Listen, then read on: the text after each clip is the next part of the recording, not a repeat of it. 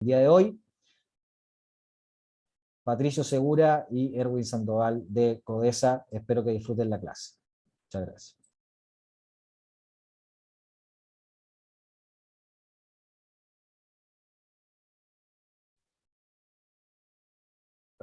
Parece que está Patricio un poco pegado. Bueno, voy a saludarlos a todos y a todas. Mi nombre es Erwin Sandoval Gallardo, habitante de Aysén, de la Patagonia, presidente de la Corporación Privada para el Desarrollo de Aysén.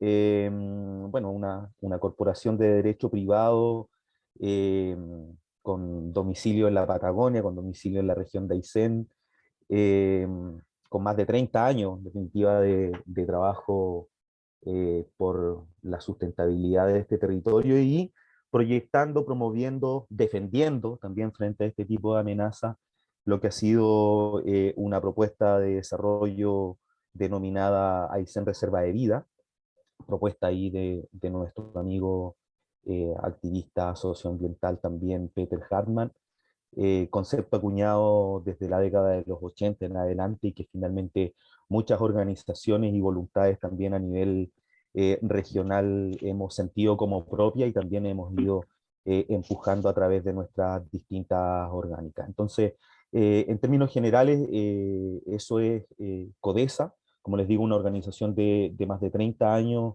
de promoción y defensa de la Aysén Reserva de Vida y de defensa de este territorio. Hoy día preocupados por este tema de los megaloteos, o lo que de alguna manera también hemos denominado y se ha ido como proyectando de alguna forma en la discusión pública el charqueo de la Patagonia. Pero también hemos estado muy preocupados también de otras amenazas y preocupaciones que también de alguna u otra forma vamos a decir ahí en alguna lámina, pero como corporación preocupados y activos en torno a la amenaza de la expansión minera también en la Patagonia, muy preocupados y activos en su minuto en lo que fue la amenaza hidroeléctrica con Hidro Aysén y el proyecto de energía austral. Eh, También muy preocupados y activos en torno a temáticas relacionadas con la salmonicultura y principalmente con sus impactos al interior de las silvestres protegidas. En fin, como les digo, preocupados y activos en torno a lo que es la defensa, promoción de este Aysén Reserva de Vida. Eso por mi parte. Veo que volvió Patricio eh, para que Sí, nos aquí salude. estamos. Bueno, no sé si un saludo a todos y todas. Como pudieron darse cuenta, bueno, Erwin vive cerca de Puerto Aysén. Yo vivo un poco más lejos, vivo cerca de Puerto Guadal, en el campo. Tengo el teléfono ahí dándome internet, aquí en la ruralidad. Y entonces, para ponerle un poco de incertidumbre o de emoción a la cosa, de repente se va a desconectar en mi caso, pero ahí tenemos un plan B, que es que me voy a llamar por teléfono eventualmente al Zoom y Erwin seguiría con la presentación y yo puedo exponer también alguna parte, pues, telefónicamente. Lo explico para que no panda el cúnico. Ya, vamos a presentar. Mi nombre es Patricio Seguro Ortiz, yo soy periodista, soy director también de la Corporación para el Desarrollo de Aysén, junto a Erwin Sandoval, y quiero decir también junto a muchas personas que están acá en el Zoom, participamos en el movimiento socioambiental Aysén Reserva de Vida desde hace muchos años. Y obviamente han salido temas nuevos, como este tema de los megaloteos. Ahí vamos a explicar por qué hablamos de megaloteos y nos referimos a loteos en particular, donde ha aparecido como un tema importante para la...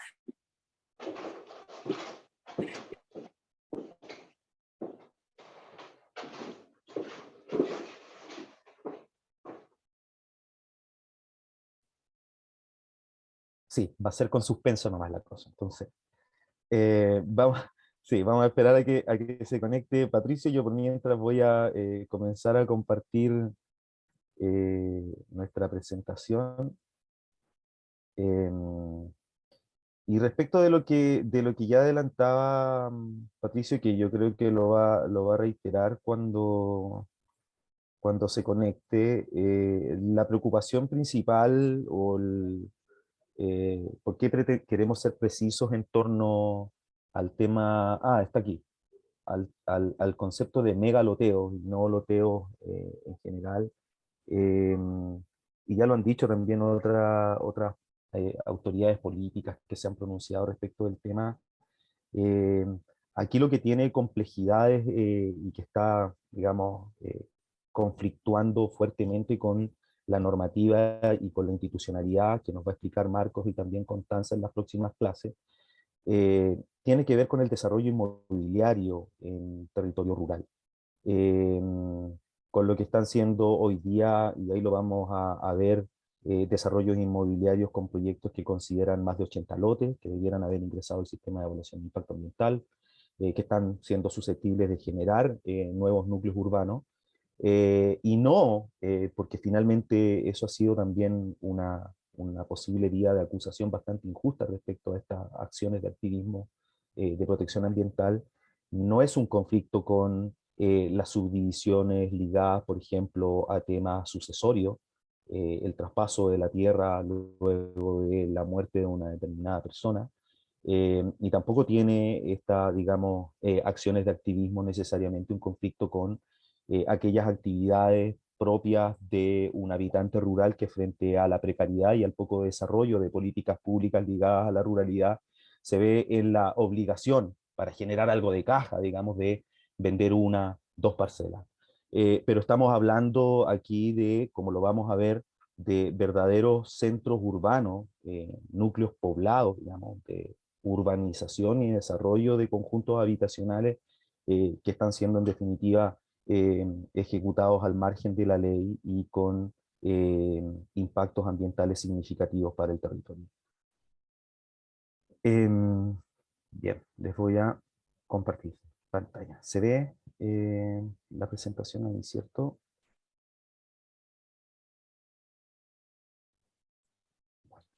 Se ve bien, Erwin. Gracias, Marco. Loteos en Aysén y sus impactos.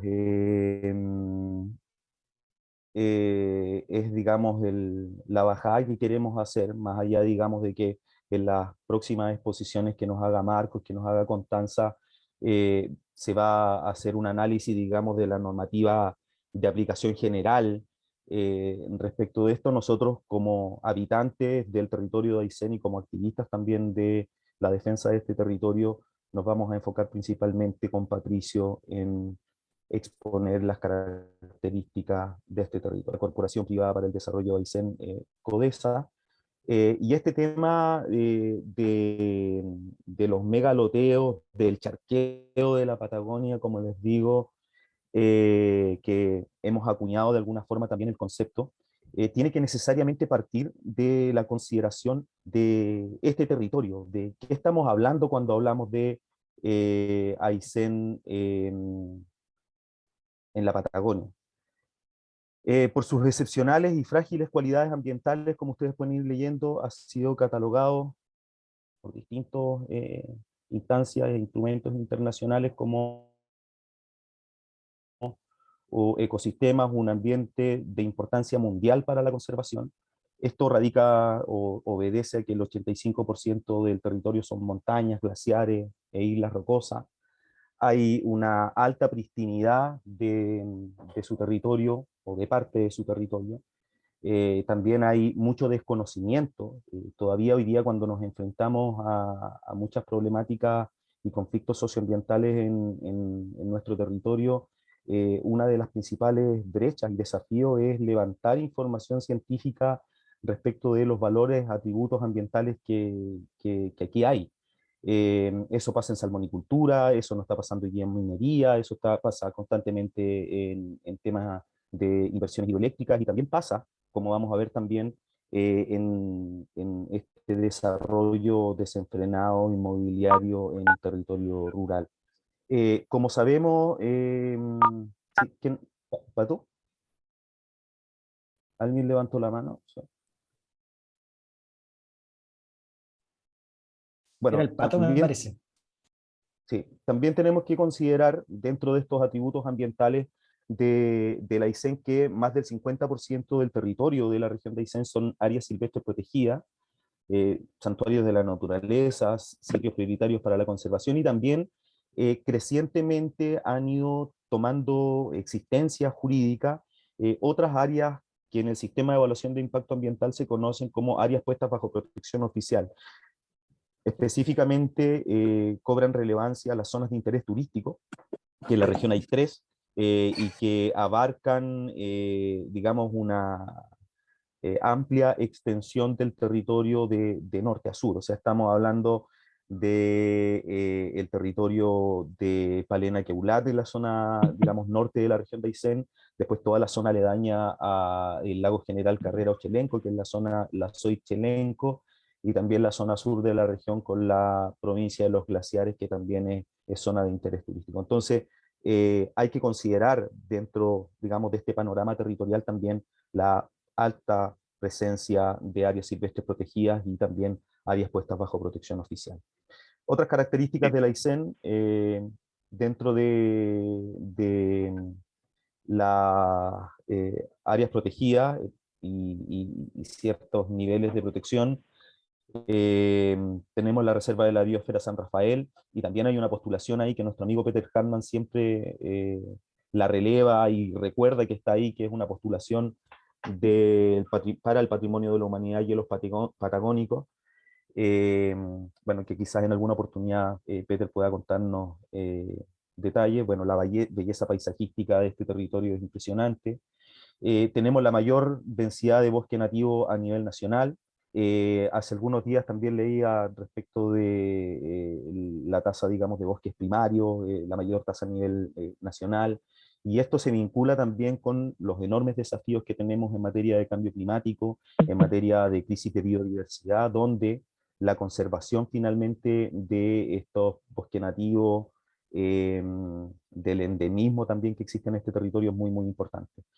Agua y aires más puros del planeta, bueno, con las excepcionalidades que conocemos, importantes en Coyhaique, en Aysén ahora también declarado zona saturada, ni hablar de la zona de Cochrane. Bueno, también ahí, en cómo estas zonas se han ido saturando en material particulado, también el hecho de seguir urbanizando sus zonas aledañas es una muy mala idea, considerando ese panorama.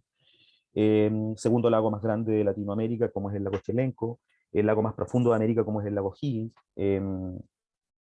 Voy a pasar lámina, Patricio, no sé si estás Sí, viendo aquí estoy. la presentación. Bueno, puedes continuar. No, sí, aquí estoy. ¿Me escuchas? Sí, perfecto. Sí, yo soy el número de teléfono que está ahí.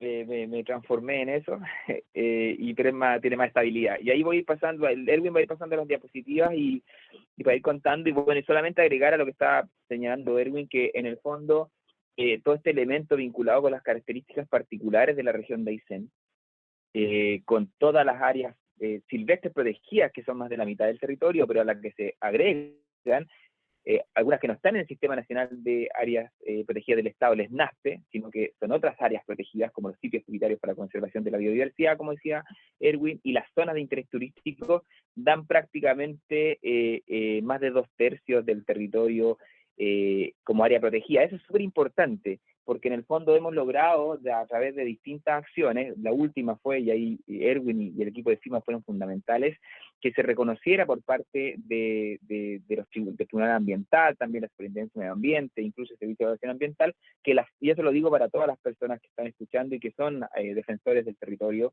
en términos ambientales y de las comunidades, es que las zonas de interés turístico pueden ser consideradas áreas bajo protección oficial para efectos que los proyectos, actividades que sean susceptibles de causar impacto ambiental en estos territorios, ingresen al sistema de evaluación de impacto ambiental mediante declaración de impacto ambiental o estudio de impacto ambiental.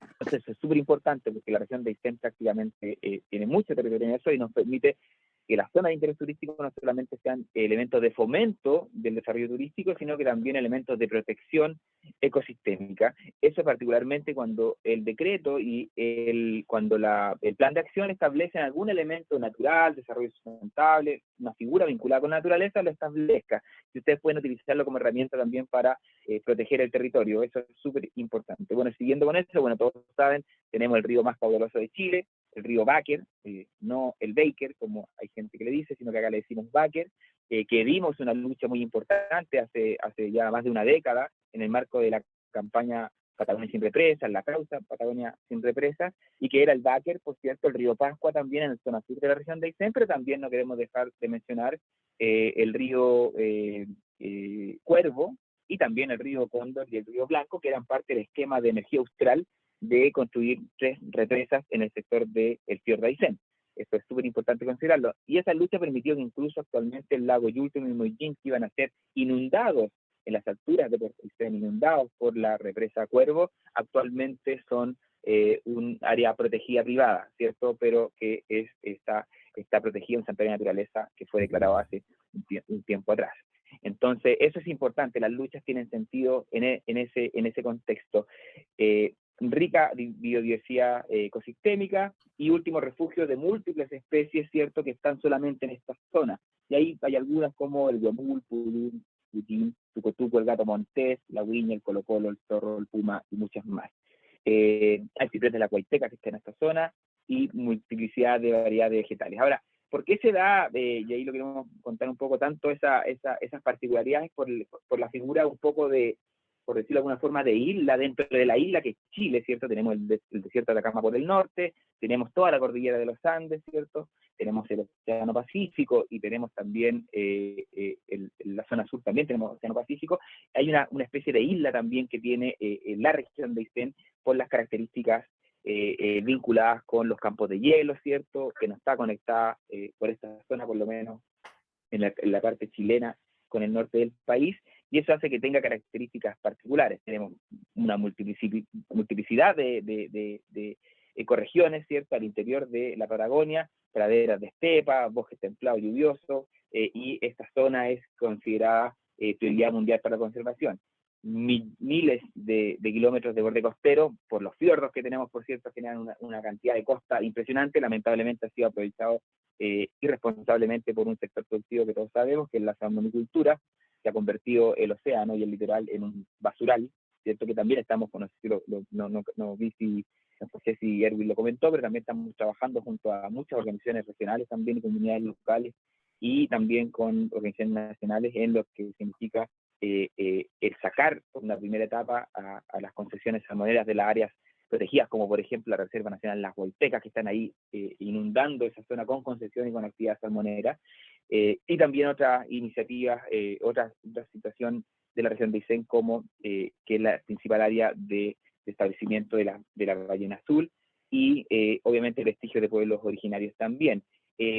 ¿Por qué se da esta característica también excepcional en la zona de isla? Porque, para que se entienda, al sur de los 47 grados sur, es el territorio, la tierra, ¿cierto?, la parte terrestre por sobre el océano más grande que existe en el planeta. Es decir, si usted de la península de Itao pone una línea con respecto a la latitud, ¿cierto?, por todo el planeta, no existe otro territorio con esta masa de tierra con influencia antártica, por cierto, que exista. O sea, en el caso de Australia, está al norte del puente. Entonces, eso da características particulares vinculadas con la influencia antártica en la Patagonia y en la zona sur de la región de Aysén. Por eso tenemos campos de hielo, ¿cierto?, y esas características excepcionales.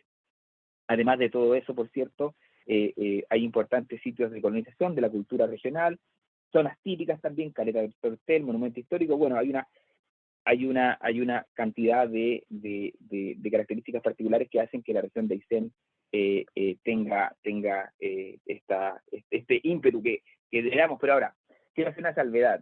Nosotros obviamente vivimos en la región de Aysén, en la Patagonia, con Erwin y mucha gente que está acá en el seminario, y hablamos de Aysén Reserva de Vida.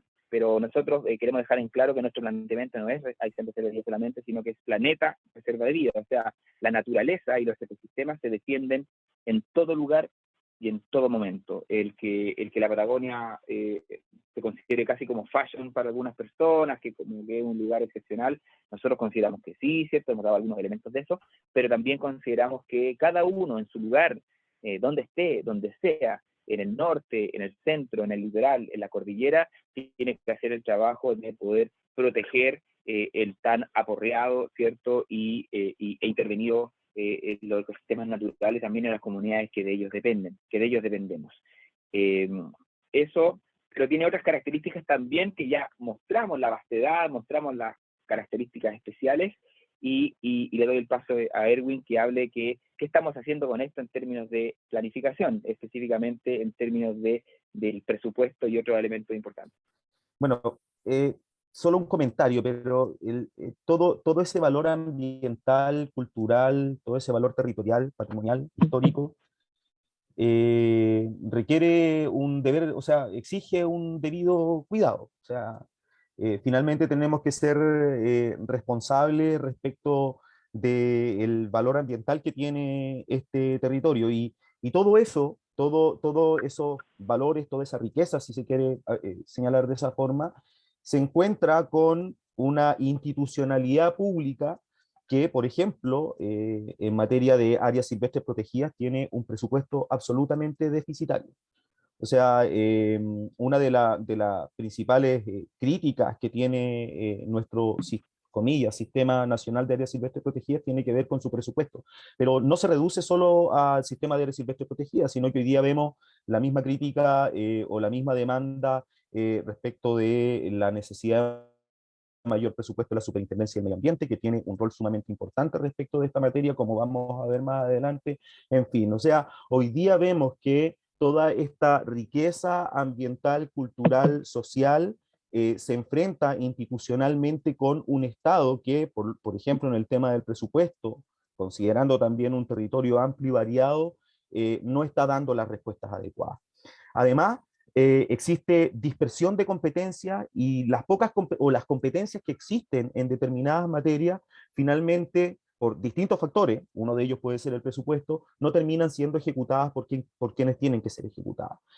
Marcos con Constanza nos van a proveer de mucho material para darnos cuenta que cuando se dice que en materia de loteos faltan reformas legislativas, no hay poco menos que normativa para hacerse cargo respecto de este problema, no es tan así. Efectivamente se puede robustecer mayormente la normativa, se pueden acuñar mayores criterios, en fin, pero normativa existe. El artículo 55, lo vamos a ver, de la Ley General de Urbanismo y Construcciones, no se dictó hace un año, no se dictó ayer, es una norma que tiene su larga vigencia, pero que finalmente no se ha aplicado, en definitiva. En la región, ejemplos respecto de la falta de planificación urbana o la falta de planificación territorial. Hoy día hay un cierto consenso, inclusive la Política Nacional de Desarrollo Rural que dejó desarrollada el gobierno pasado, inclusive esa herramienta a través de un estudio de la OCDE, reconoce que aquí ha existido una falta de política pública, una falta de visión de Estado respecto de lo que es la ruralidad y el desarrollo de la ruralidad. Y finalmente esa falta de política pública, esa falta de herramientas de ordenamiento territorial, ha sido aprovechada por quienes tienen la expertise de aprovechar siempre la oportunidad, en este caso la oportunidad de negocio.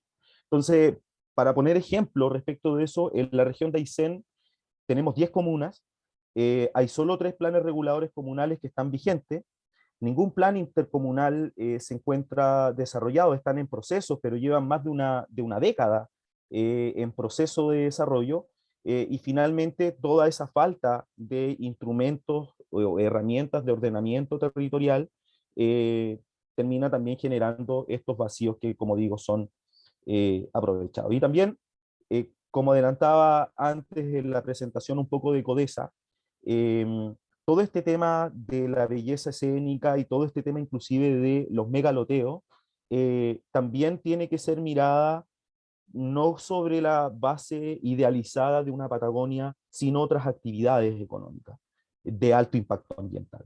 O sea, aquí hay presencia de minería con altos residuos ambientales y conflictos socioambientales asociados a la minería. Hay una industria salmonera generando graves impactos ambientales, no solo en el maritorio, porque tenemos algunas etapas del desarrollo de la industria salmonera que también se desarrollan en tierra y que generan tensiones, impactos y conflictos ambientales en creciente expansión inclusive. Y hoy día esas actividades económicas, insisto, de alto impacto ambiental, podríamos sumarle también una alta presión del desarrollo inmobiliario a través de las megaparcelaciones con este fin. Patricio. Gracias. Sí, efectivamente, bueno, ahí se ve, no sé si está en la parte del mapa, Sí, y quiero contar un poco lo que nos pasó cuando estábamos en el movimiento Patagones sin Represas, el año 2007, 2006, bueno, antes que apareciera, incluso antes que apareciera Hidroicén, estaba Endesa el año 2005 solamente, Hidroicén apareció el año 2006, el Consejo Vence a la Patagonia y la campaña Patagones sin Represas fue a fines del 2006-2007, ¿cierto? Pero antes de eso, yo recuerdo patentemente como el 2008, 2009, estábamos en una reunión donde estaba un académico de la Universidad de Concepción, el fundador, no voy a decir el nombre, pero para que sepan, el creador del EULA, el centro EULA, que tuvo un rol importante en lo que fue en el tema hidroeléctrico del Alto Biobío, cierto, en términos de investigación, cierto, y todo eso, pero fundamentalmente para poder aportar a la intervención. Él dijo, el año 97 yo estaba en Berlín, ¿cierto?, exponiendo sobre los grandes potenciales hidroeléctricos de la región de Aysén, algo que se sabía un poco acá con el tema de los estudios de Endesa, ¿cierto?, y exponíamos eso. Entonces la pregunta que yo le hice en su momento era, a quienes habitamos la región de Aysén, nos habría gustado tener la información de cómo, como un Monopoly verde o celeste en ese caso, bueno, o Calipso, o el color que sea, los ríos de la región de Aysén tienen múltiples tonalidades, haber tenido esa información, haber sabido que estaba ese juego, ¿cierto?, de ver las inversiones, cómo se interviene en la región de Aysén, porque, y eso tiene que ver con esto y porque es un poco el trabajo que desde la Corporación de Desarrollo de Aysén hacemos, es que muchas cosas pasan, muchas decisiones se toman en este territorio y en muchos otros territorios, y quienes habitamos los territorios, las comunidades, no tienen idea de lo que se está fraguando, de lo que se está decidiendo, de cómo se está vendiendo la tierra a nivel internacional, lo que está decidiendo donde se crea un pueblo nuevo, ¿cierto? De estos ríos van a ser hidroeléctricos, y la gente no participa. Y ahí un tema súper importante es el ordenamiento territorial. Y bueno, y eso es lo que se trata de hacer, y eso es lo que tenemos que hacer todas nuestras propias comunidades. La siguiente, Erwin. Y esta fue no sé si está la de las últimas noticias. sí. Sí. Y esta fue un titular, ¿cierto?, de las últimas noticias del mes de septiembre del año 2021, donde como algo positivo mostraban boom de parcelas en la Patagonia, precios y tamaños de terrenos, y en el fondo era casi como hubiera contratado el portal inmobiliario para poner en portada de la última noticia y en las notas los precios, los valores, dónde invierte, como algo positivo, ¿cierto? Desde una mirada central de cómo nos apropiamos de la Patagonia para este tipo de iniciativas. Incluso había salió un par de semanas después un actor muy famoso, ¿cierto?, chileno, donde también él contaba en su nueva parcelita en un loteo gigante. Entonces, tenía el tema de la parcelación, en el caso de la región de Aysén y la Patagonia. Sabemos que esto ocurre también en otras zonas del país, fuertemente, del sur de Chile, como algo aspirable. No estaba la discusión públicamente, más allá que en el Congreso hay la Comisión de Agricultura del Senado, hay un proyecto para poder meterle mano al decreto de predios rústicos del Servicio Agrícola Ganadero. Se veía como algo positivo, pero en alguna instancia se veía como los problemas que habían. Y bueno, ¿y qué era esto? Estas fotos bonitas, ¿cierto?, que aparecen ahí. Bueno, eso es esto, lo que vamos a mostrar a continuación. Ahí está. Ese es dos loteos estos son del año 2019-2020, ¿cierto? En distintas zonas del país. Vemos que ahí se charquea el territorio y se ha ido permitiendo a través de certificados. Vamos a la siguiente, Erwin. Ahí tenemos otro loteo, algunos a orillas de lagos, ¿cierto? Ahí tienen ya los caminos, algunos otros, y ahí vamos a ir pasando los loteos, que son los planos que hemos pedido y que hemos solicitado por vía ley de transparencia, que nos han llegado y donde aparece charqueo para todos los gustos. Loteos curvos, loteos planos, loteos longeados, loteos cuadriculados, ¿cierto? O sea, en el fondo el festival del repartámonos la tierra, ¿cierto? Lo tenemos sin ninguna consideración de ningún tipo, que no sea simplemente comprar el terreno y subdividirlo a mi antojo. El mercado definiendo cómo se usa el suelo. A la siguiente, Erwin, ahí tenemos otro, este gigantesco. Voy a decir algo con respecto al loteo, no sé si estamos en el que es como amarillo, que salen Sí. dos. Ese loteo que está al lado está en el sector del río Aysén, ese loteo fue desarrollado por el ex alcalde de Aysén, Óscar Catalán Sánchez, fallecido hace un par de años atrás. Y él tiene muchos loteos, compró mucho terreno, hizo muchas subdivisiones gigantescas en todos los terrenos que adquirió, y muchos de ellos adquiridos durante su periodo alcaldicio. Entonces aquí se mezclan muchas cosas en este tema de la intervención. Se mezclan temas de uso de información privilegiada, conflictos de interés, ¿cierto? Estafas de plano algunas, ¿cierto? Información tergiversada a los compradores, ¿cierto? Hay gente que, y ahí lo vamos a contar, pero hay alcaldes que han contado que han llegado personas a decirle, oiga, ¿dónde está el transfer que me va a llevar a tal loteo? Y resulta que la persona no sabe, que tiene que cruzar un lago, el río, después el mar, ¿cierto? Y que no existe transporte público a las zonas que se han comprado. Entonces, falta información. Vamos a la siguiente, Erwin. Y ahí tenemos un par más, ¿cierto? Dale. Y un comentario a propósito de lo que tú dices, y aquí está la foto, Pato, de esa cuadrícula en amarillo que termina en uno de los costados en la ladera del cerro. Sí. Ahí hay un claro ejemplo de lo que nos está señalando Patricio. O sea, quienes compren los lotes que están finalmente en la ladera del cerro y los hayan comprado con el interés, en definitiva, de alguna forma, construir su casa, ustedes pueden ver fácilmente de que eso se transforma prácticamente en un imposible. Ahora, dadas digamos, las características topográficas del lugar. Ahora, eso no solo es por falta de información respecto de las características del lugar que estoy comprando. Y aquí hay un tema y un concepto que quizás lo puede profundizar Marcos con Constanza posteriormente, pero quienes hayan hecho debidamente la pega finalmente respecto de esto, actúan y compran su parcela, actúan en definitiva con una cierta certeza jurídica, podríamos decir, porque dicen, bueno, si esto lo certificó el SAC, ¿ya? Si por otro lado el Ministerio de Vivienda y Urbanismo tenía que hacer una determinada pega, y dentro de las cosas que tiene que certificar el Servicio Agrícola y Ganadero para autorizar un loteo, es, por ejemplo, de que tenga acceso a una vía pública. En el caso de la isla, del ejemplo que nos ponía Patricio, es el ejemplo más gráfico de esto. Bueno, alguien que haya hecho la pega y dice, bueno, el SAC, en el caso de la isla, tenía que certificar de que esto tenía acceso público, camino o acceso al camino. No se pone finalmente en la hipótesis de que esto no tiene ninguna forma de llegar.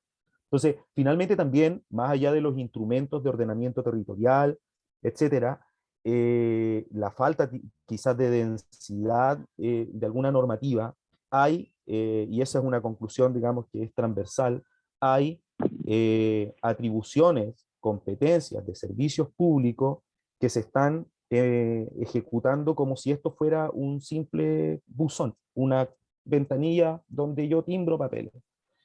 Porque en el caso de las islas, reitero el ejemplo, es súper fácil para el Servicio Agrícola y Ganadero darse cuenta de que ahí no se está cumpliendo la ley porque no hay posibilidad alguna de que tengan acceso a camino público.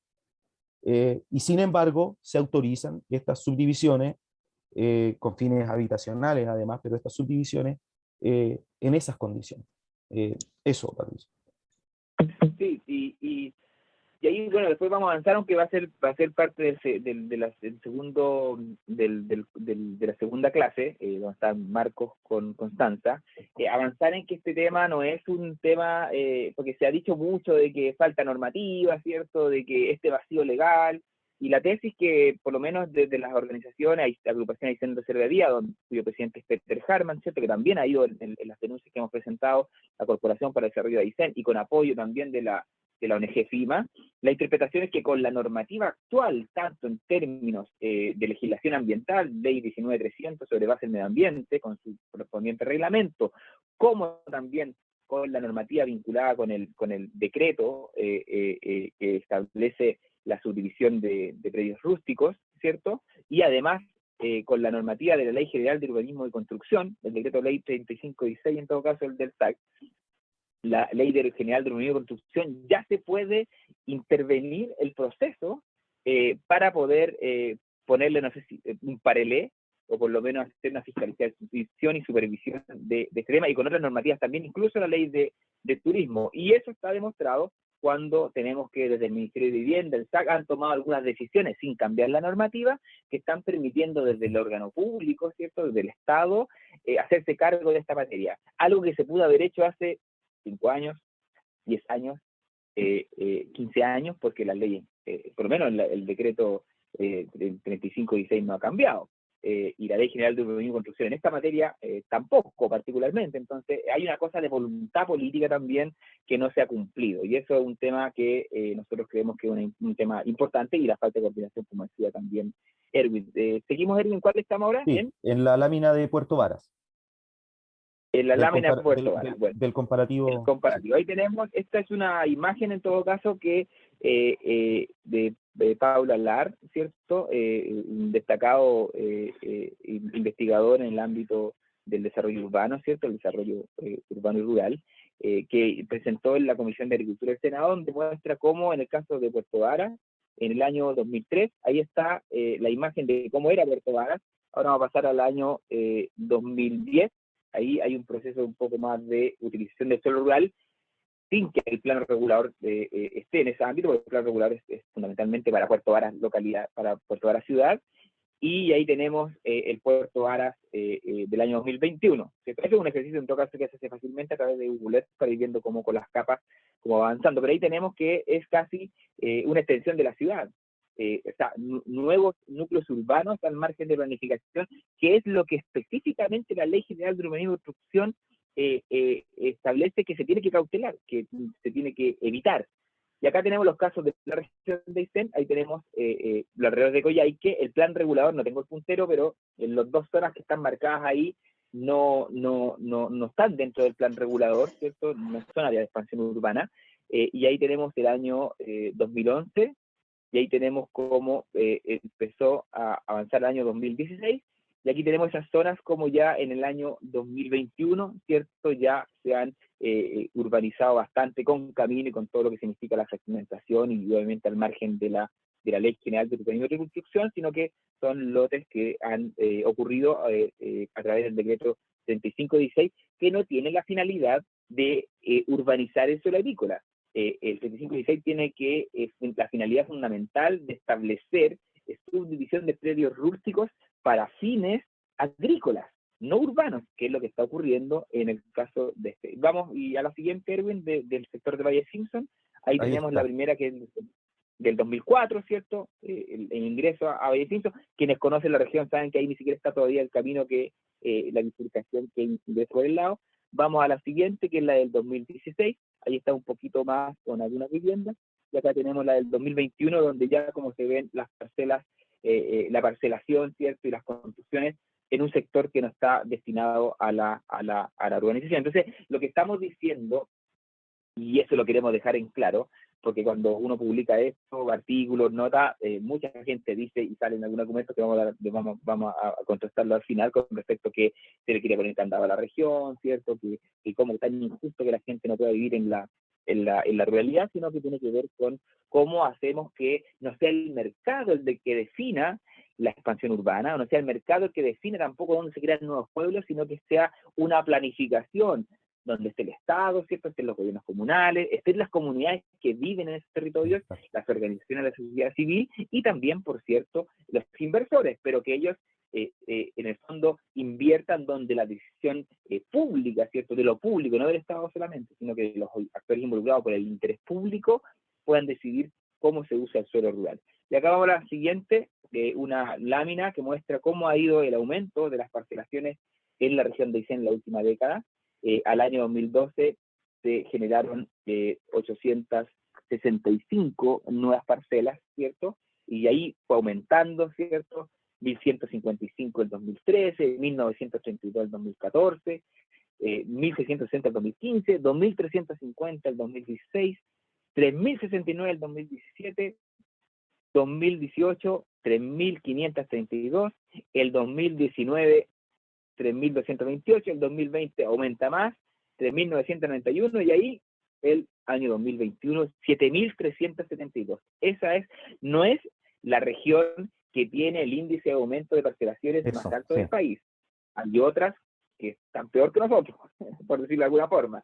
Sí. Ahí están fundamentalmente las que están cerca de la región metropolitana. La región de O'Higgins. Sí. Dale, dale.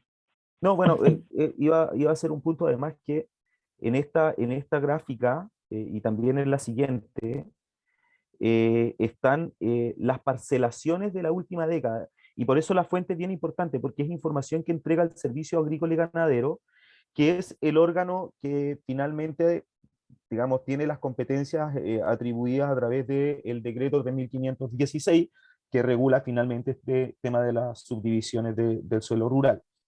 Eh, y finalmente, bueno, esto es lo que institucionalmente se ha ido transformando en parcelas, digamos, sobre la media hectárea de ahí para arriba. O sea, el mínimo que permite este decreto es media hectárea. Pero también ha existido un proceso también importante y con importantes impactos ambientales de urbanización del suelo rural, ligado a otra figura que ustedes también quizás han escuchado, que es la venta de derechos, y que esa es una situación aún más precaria que esta realidad. O sea, porque se busca, en definitiva, hacer otra elusión adicional a la legislación aplicable en la materia. O sea, si con estas subdivisiones, lo que se busca eludir es, bueno, yo divido el terreno de manera legal, pero lo utilizo para algo que no está permitido, que es para fines habitacionales. En esta otra figura, lo que además se busca eludir es la cabida mínima inclusive de estos terrenos. Si en suelo rural se permite subdividir de media hectárea en adelante, estas ventas de derecho permiten, digamos, entregar en dominio, en copropiedad, derechos sobre terrenos inclusive de cabidas menores en suelo rural. Y eso también hay estudios, hay publicaciones de cómo en zonas cercanas a la región metropolitana, como decía Pato, esa es una realidad igual de grave que esta. O sea, a esta realidad que estamos viendo de subdivisiones a través de un decreto ley, sumémosle lo que está ocurriendo con las subdivisiones brujas ilegales a través de las ventas de derechos. O sea, hay un tema mucho más grave, mucho más profundo, que este tema particular que estamos abordando a propósito de las subdivisiones a través del decreto 3516. Pato. Estamos en la lámina de cómo se distribuye regionalmente las subdivisiones.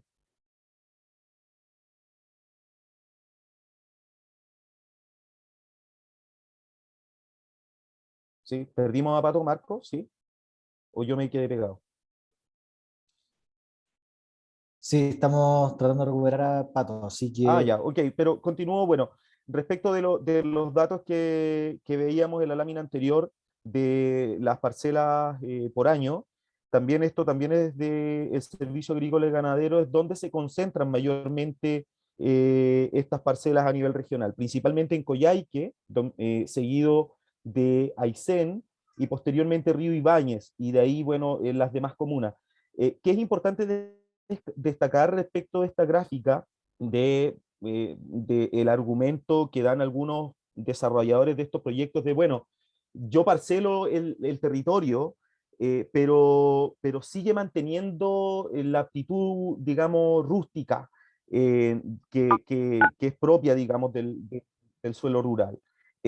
Y esta gráfica permite un poco desmentir aquello, porque el grueso, digamos, de las parcelaciones que se desarrollan a nivel regional están asociadas principalmente a los dos núcleos urbanos principales.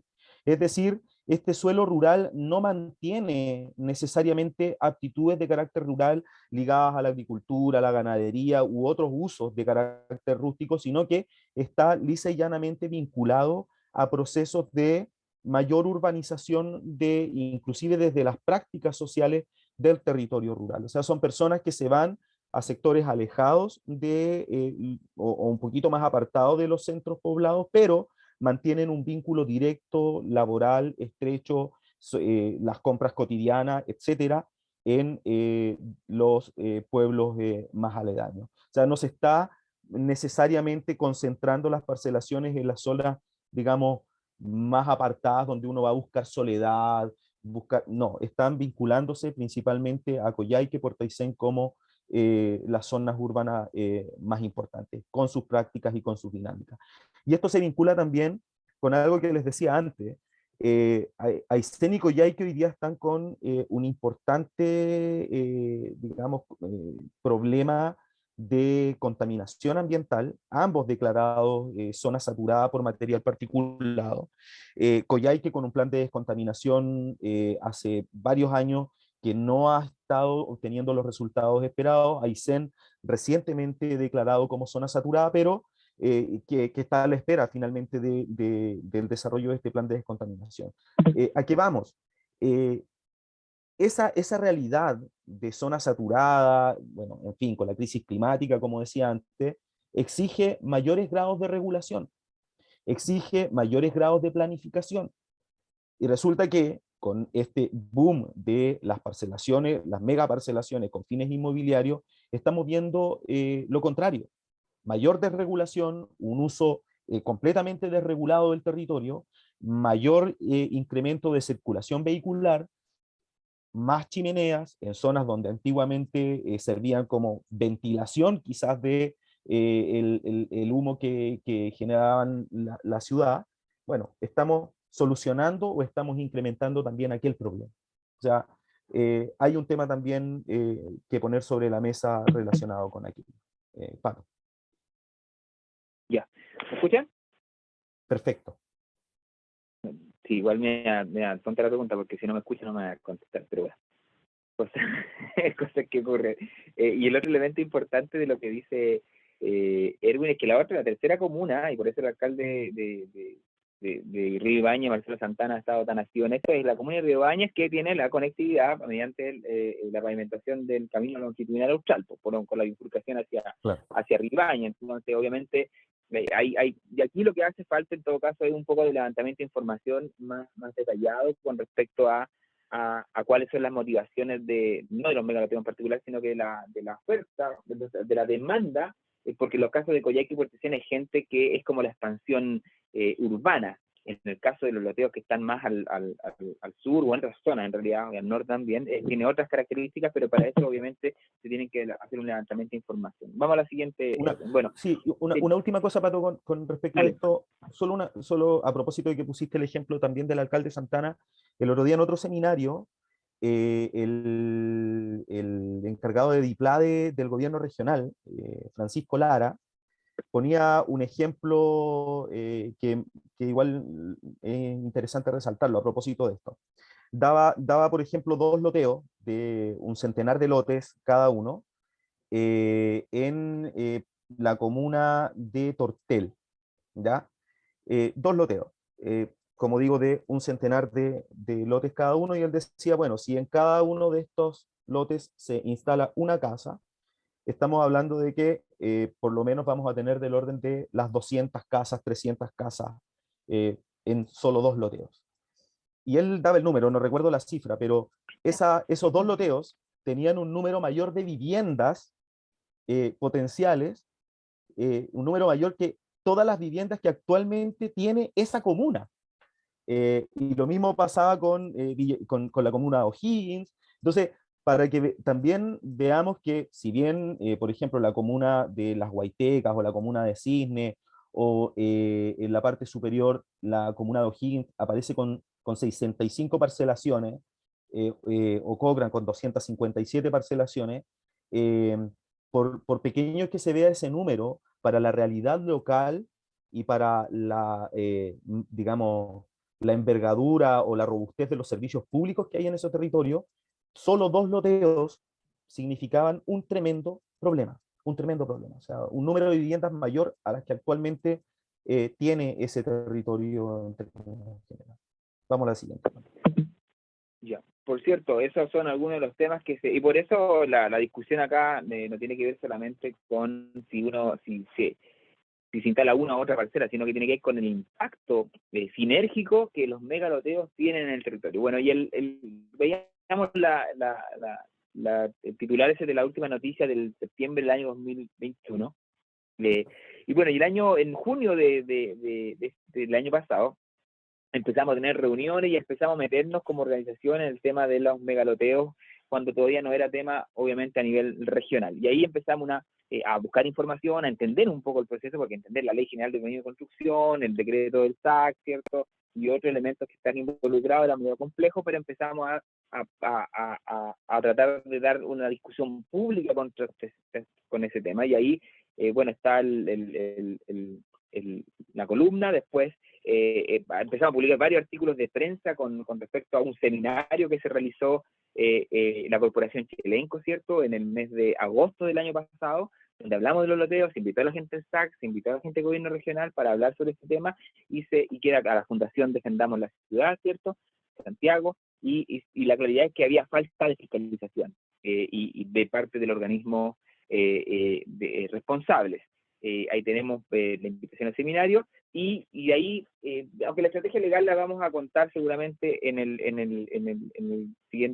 la siguiente clase, pero ahí están las primeras presentaciones que ya hicimos este año, ¿cierto?, donde ya hemos en total denunciado 39 megaloteos que incumplen, en opinión nuestra, creemos, a través de una especie de jurisprudencia, ¿cierto?, de las distintas instancias relacionadas con el cumplimiento de la legislación ambiental, incumplen lo que dice la ley 19.300 sobre base de medio ambiente, letra G, ¿cierto?, que todas las actividades o proyectos conjuntos habitacionales de 80 o más viviendas tienen que ser sometidos al sistema de evaluación de impacto ambiental. Entonces lo que hicimos fue muy simple. Pedimos información al Servicio Agrícola Ganadero de los últimos años, que nos entregaron de 2016 en adelante, de parcelación.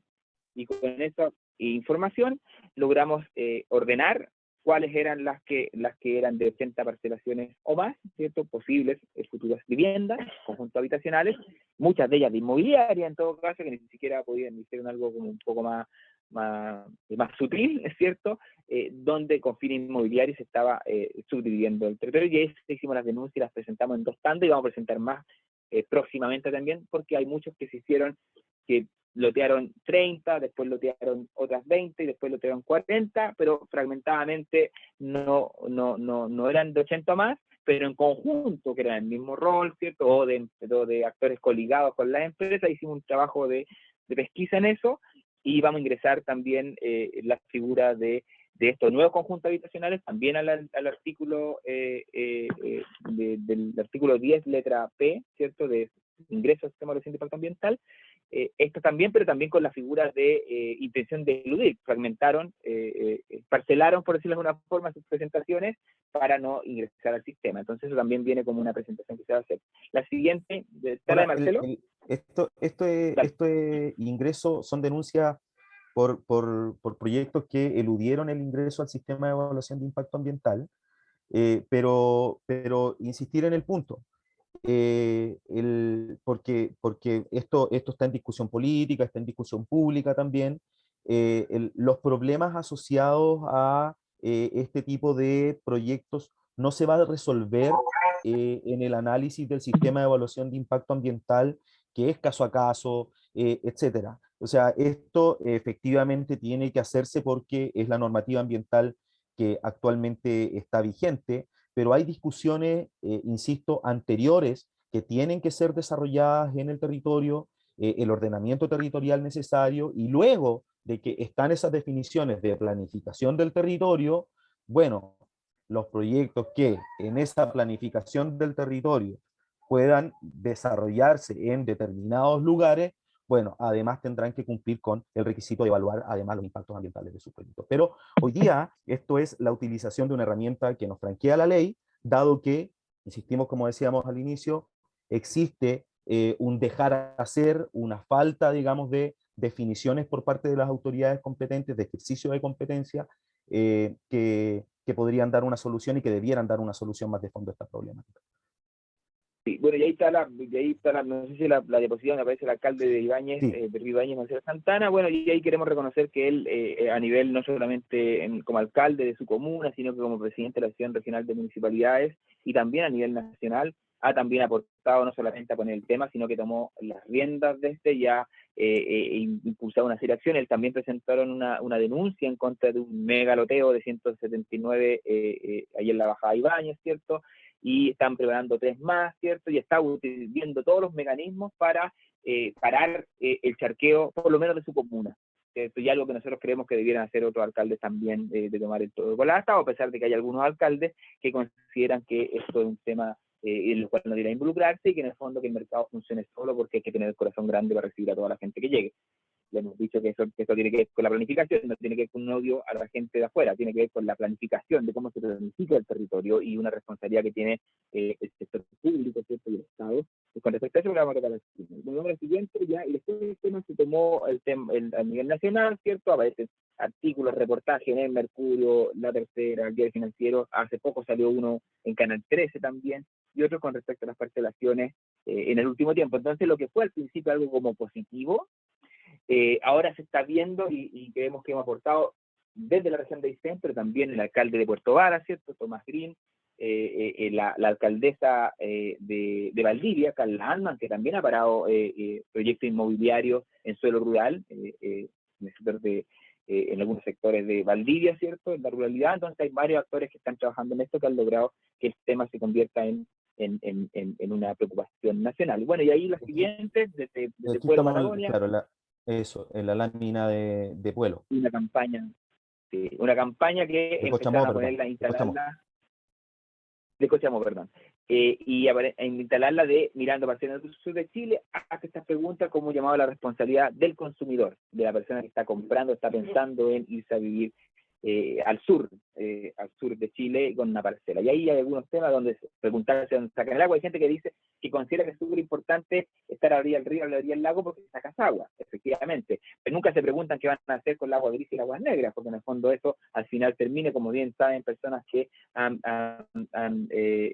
el lago Villarrica, ¿cierto?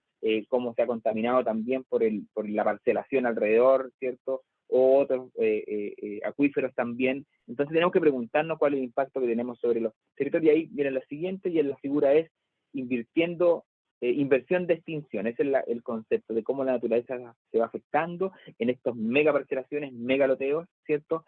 En el territorio. Vamos a la siguiente, Erwin. Y esto obviamente tiene impactos, y ahí vamos a hablar del diario Yanquihue, la página principal, donde ya se plantea en el mes de abril, hace poquito, parcela de agrado, el boom que agudiza la crisis hídrica exterior de los campos, aumento de venta de parcelas impacta la disponibilidad de agua. Entonces ya el tema está en la agenda nacional. Vamos a los impactos socioambientales. Bueno, ¿cuáles son los impactos que tiene esto de la parcelación masiva?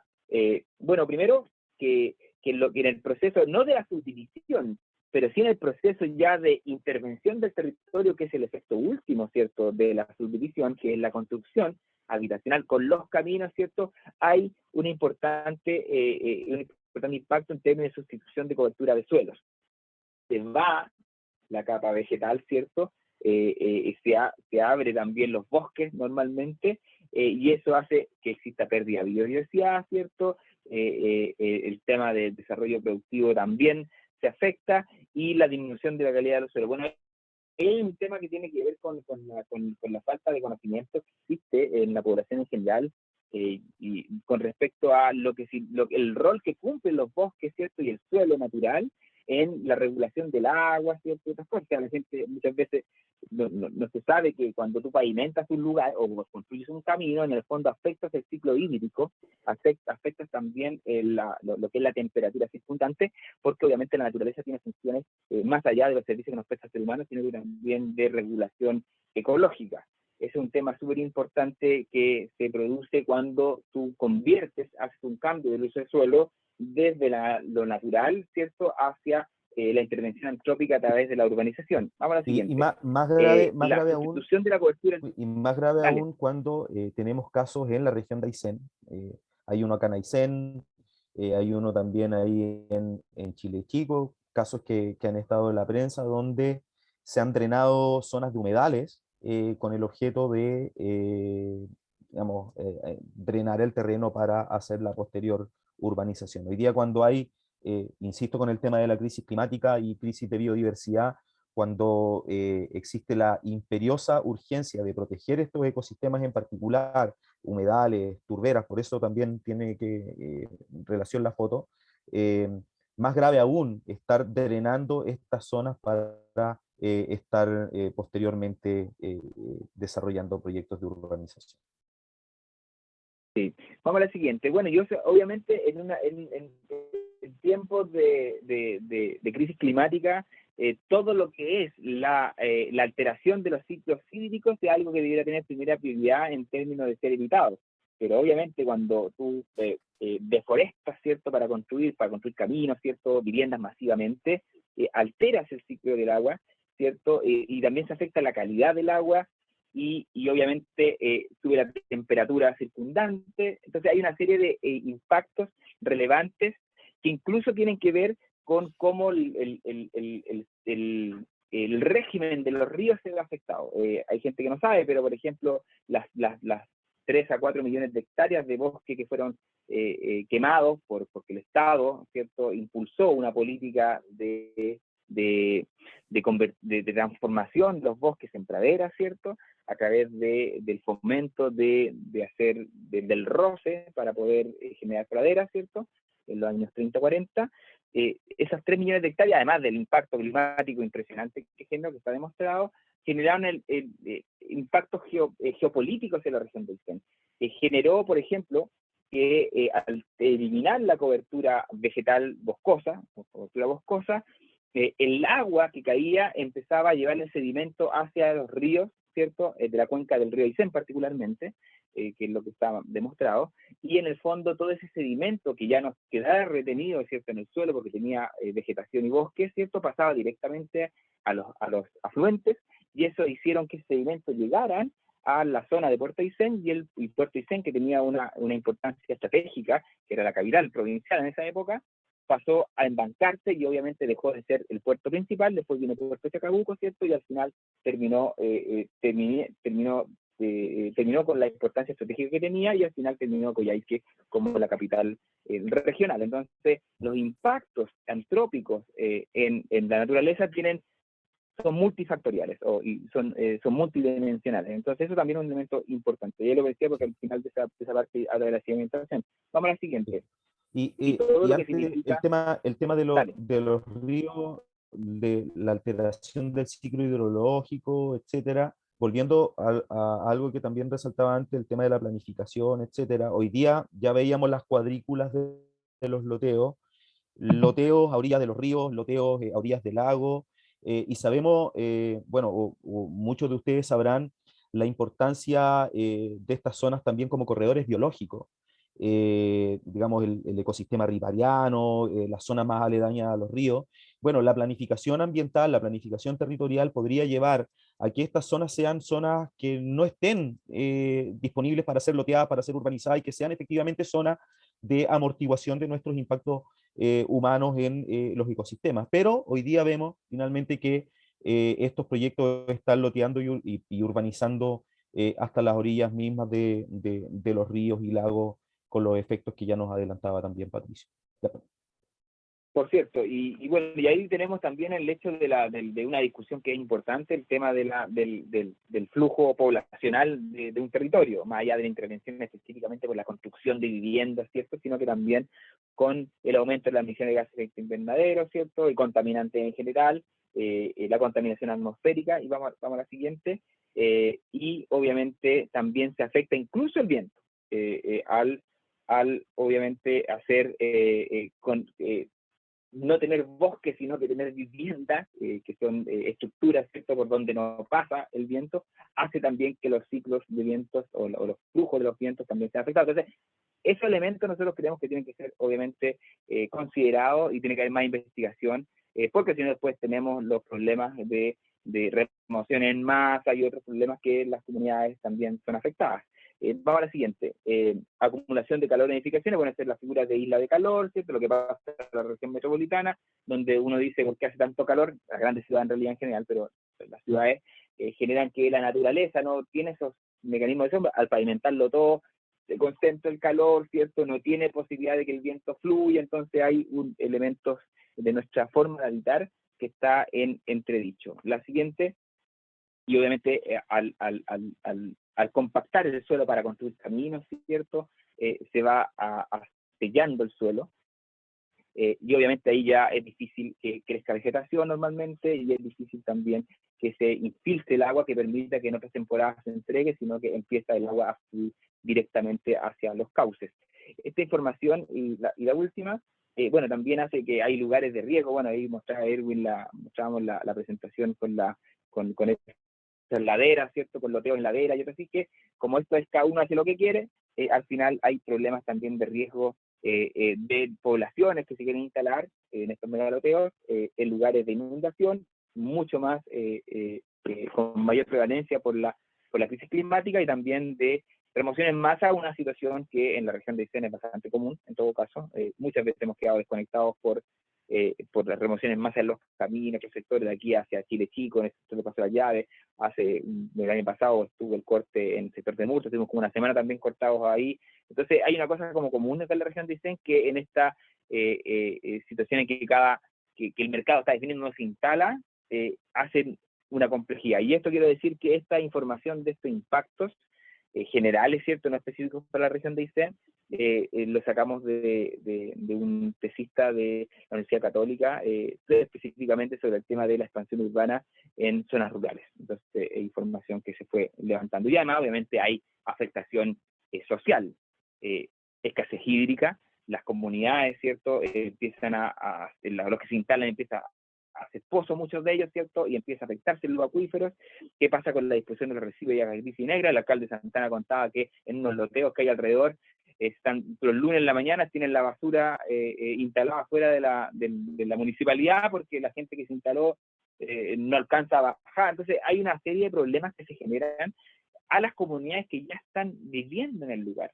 Hay sectores rurales de Coyhaique donde loteos aledaños que han pedido los titulares derechos de agua, que están exigiendo ser conectados al sistema de agua potable rural, servicios sanitarios rurales, y resulta que la gente que históricamente ha pedido conectarse, que son pobladores de familias originarias, no tienen posibilidad de agua potable rural porque estos loteos, estos nuevos asentamientos, ¿cierto?, al margen de la planificación, están exigiendo ser conectados. Y obviamente hay un impacto también en las actividades tradicionales productivas, ¿cierto? Hay loteos que se instalan en el sector de Chaihuanca, contaba el alcalde Marcelo Santana, un loteo gigante que entre el sector de pobladores, ¿cierto?, y las veranadas, que se van a instalar y que no se sabe si después ellos van a permitir el paso de las actividades tradicionales, de la gente que está llevando sus animales a las veranadas. Entonces hay una situación de la cual de alguna forma tenemos que hacernos cargo.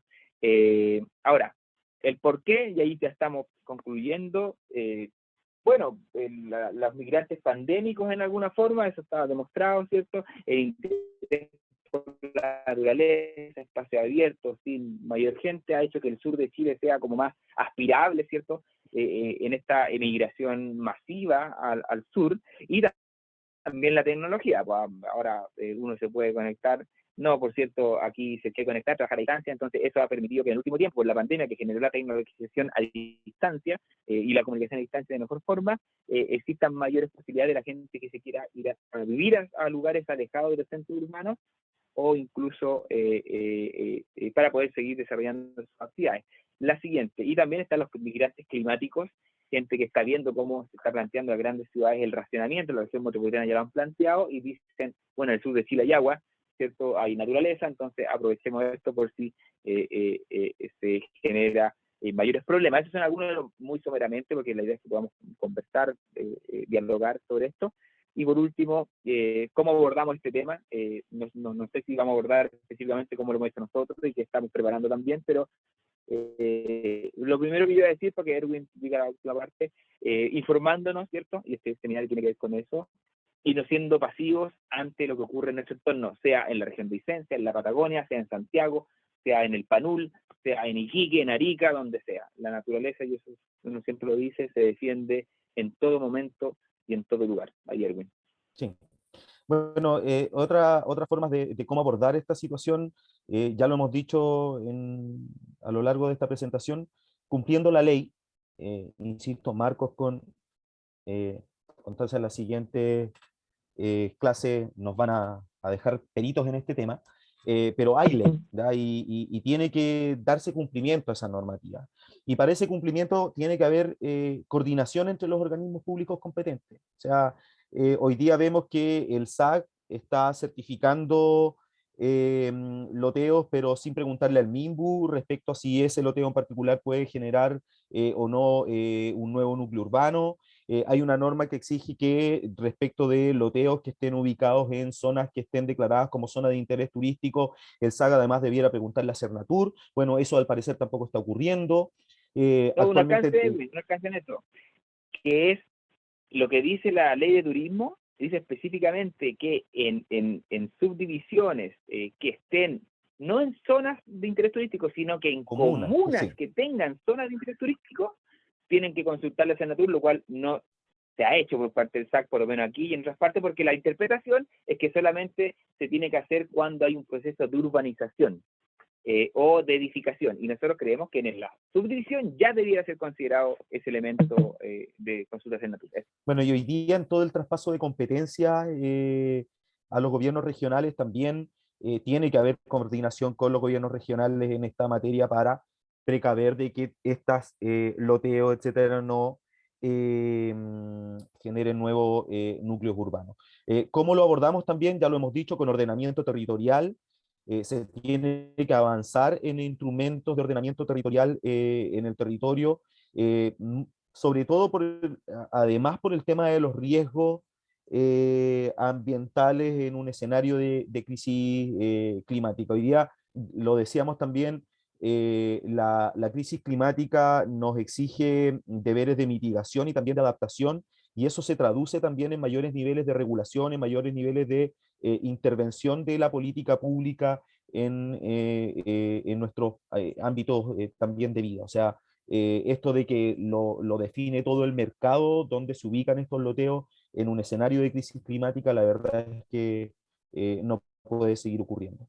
El cómo lo abordamos, bueno, se ha planteado también desde el Ejecutivo, aquí está resaltado, el ministro Montes ha dicho también que se está analizando, inclusive por un periodo de 3 años, establecer una moratoria a la aplicación del decreto 3516, que es que regula esta materia.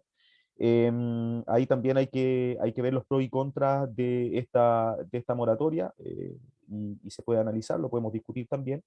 Y también, bueno, cómo nosotros estamos abordando esta situación con justicia ambiental. O sea, las presentaciones que hemos hecho y las presentaciones que vendrán finalmente tienen que ver con el acceso a la justicia ambiental por parte de la ciudadanía, y las herramientas que están hoy día en la ley tenemos que emplearlas también para la defensa de nuestros territorios. Así que eso. Bueno, Eso, aquí... y vamos a dejar la última diapo para que probablemente van a ir por ahí las consultas, algunas por lo menos. Esa es una campaña que en Valdivia está desarrollando, ¿cierto? Tengo derecho a ir a mi parcela. Y solamente agregar, antes de poder conversar, que el Servicio Agrícola Ganadero ya ha tomado algunas decisiones. Se nos informó hace unos pocos días que por instructivo nacional, ¿cierto?, desde hace unos meses, todos los loteos, las subdivisiones de 80 lotes hacia arriba, están siendo enviados por el Servicio Agrícola Ganadero, independiente que siga el proceso, a consulta a la Superintendencia de Medio Ambiente. No paran el proceso, pero ellos mismos. Entonces, no evitan la pega de andar buscando nosotros, por lo menos, cuáles son las subdivisiones de 80 para arriba, lo están enviando. También están enviando a la Superintendencia de Medio Ambiente algunos que están muy cerca de parques nacionales, y que pueden ser de menos de 80. También están enviando la CMA. Nosotros creemos que hay que ampliar la interpretación de parte del SAC, que debiera ser no solamente los que están cerca de parques nacionales, sino que los que están también cerca de cualquier área bajo protección oficial, que están en zonas de interés turístico, ¿cierto? Los que están en sitios prioritarios para conservación de la biodiversidad, los que están al lado de reservas nacionales, ¿cierto? Pero ahí vamos seguramente a hacer algo con el SAC para que se amplíe esta interpretación. Eso ha hecho el SAC, por lo menos, lo están mandando a la SMA para que la SMA resuelva. En el caso de CONAC, están ellos exigiendo el ingreso del formulario de planes de manejo de bosque nativo cuando haya obras civiles, como caminos y casas que afecten a bosques. Ellos ya también son instructivos que están haciendo cargo de eso. Y ese formulario de obras civiles tiene que ser firmado por el Ministerio de Vivienda y por la Eso, Dirección de Obras Municipales respectivas. Es un tema también importante. Y también la declaración de zonas saturadas, que lo dice la ley 19.300 sobre base de medio ambiente, de artículo 10, letra H, también se puede utilizar cuando el áreas rurales, ¿cierto?, son también declaradas zonas saturadas, que no estén dentro del plan regulador que sea rural. También puede ser una causal de ingreso al sistema de los índices de impacto ambiental. Y contar también que hay otros mecanismos, como por ejemplo que la División de Obras Municipales fiscalice cuando se están construyendo caminos, ¿cierto?, en suelo rural, porque eso la Contraloría ha determinado que son urbanizaciones que tienen que ser autorizadas por el Ministerio de Vivienda, ¿cierto? Y hay otros elementos también como el Consejo de Defensa del Estado también se ha involucrado, porque recordemos algo que lo queremos poner acá, que el decreto 3516 establece claramente que cualquier subdivisión de predio rústico que se haga al margen de lo que dice la ley es nulo. Cualquier contrato, cualquier acto es nulo. Entonces, eso es un tema que va a salir en discusión. ¿Qué pasa con quienes compraron casas o terrenos, ¿cierto? Y que pueden en algún momento declararse que fueron ilegales y que esas acciones comerciales fueron declaradas nulas. Eso, dejamos con la imagen de que tengo derecho a vivir en mi parcela. Abramos las consultas, comentarios, observaciones, dudas sobre esto. Muchas gracias. Eso, muchas gracias. Muchas gracias, Erwin, Patricio, por tan detallada clase sobre todas estas causas, todos los impactos que pueden acarrear los loteos. Bueno, justamente de eso se trata esta primera clase, ¿no? De entregar una visión introductoria sobre lo que van a ser las clases que vienen. La segunda clase del martes 14 de junio, precisamente, vamos a abordar muchas de las preguntas que han ido dejando en el chat sobre la regulación en relación al ordenamiento territorial, sobre la participación y competencias de diversos organismos del Estado, qué es lo que pueden hacer aquí, si están haciendo algo, si no están haciendo lo que tienen que hacer, cómo abordamos el problema según las diversas acciones que nos entrega el sistema jurídico, y en general todo ese tipo de preguntas las vamos a ver, bueno, en la segunda clase, que se va a tratar de la regulación en general de este tipo de fenómenos,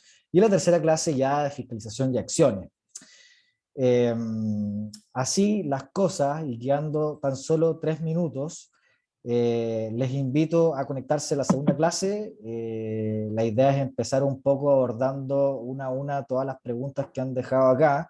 Evidentemente vamos a tomar todas las que han ido quedando acá, pero nos quedamos cortos de tiempo ahora, así que por también respeto a todos los que se conectaron a tiempo, la idea es que dejemos también la sala a tiempo, a su vez.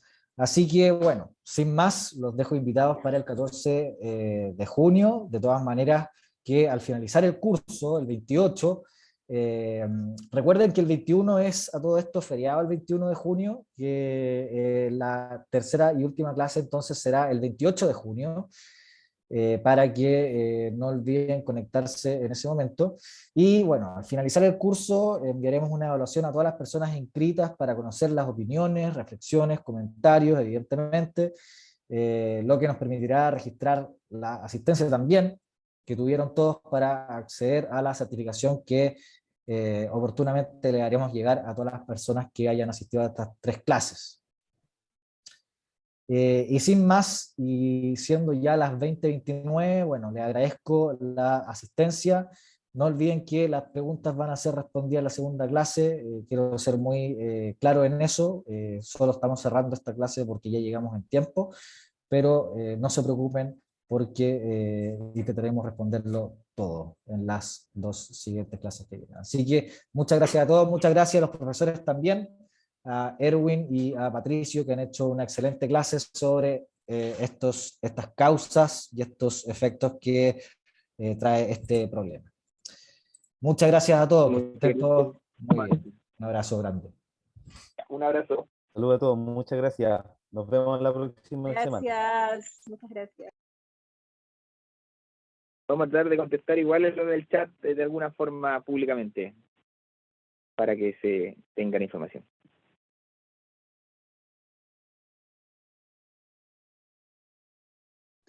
Chao, gracias.